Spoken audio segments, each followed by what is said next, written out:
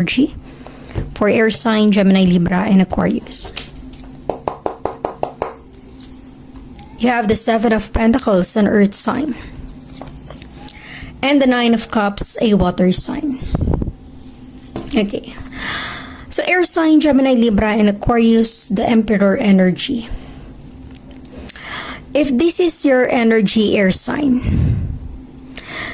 tingin ko ang iba sa inyo, merong matagal nang inaantay or inaasahan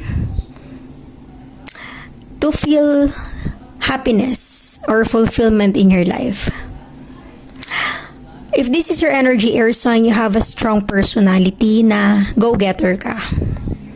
Gagawin mo ang lahat para magtagumpay or makamit mo yung nais mo. Kaya siguro, sa ibang aspeto ng buhay mo, successful ka, air sign, Gemini, Libra, and Aquarius.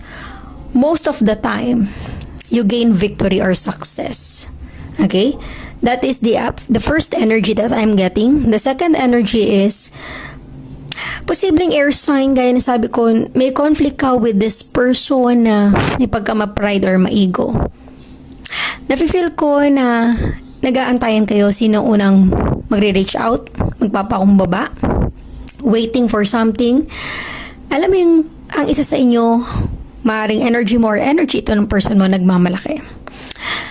Meaning to say, hindi siya yung mag-apologize or magsusorry kahit na siya yung may pagkakamali. Hindi niya yun ina-admit or ia-admit. Gaya nga nang sabi ko, you are connected with someone na may pagka-ma-pride or ma-ego. Diba? Minsan sa isang sitwasyon, hirap itong taong itong mag-compromise. Give me the Ten of Swords for air sign, Gemini, Libra, and Aquarius. Give me the Ten of Swords for air sign, Gemini, Libra, and Aquarius.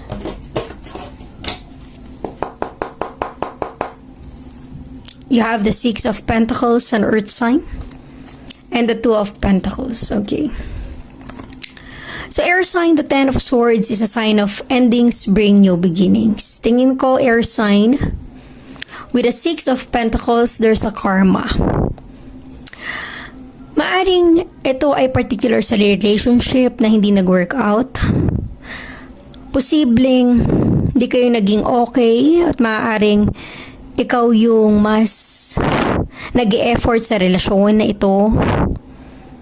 At maaaring there's a fall apart or breakup, separation, and then this time, this is some kind of a good karma to you kasi sa pagbabagong magaganap or mangyayari sa buhay mo, air sign,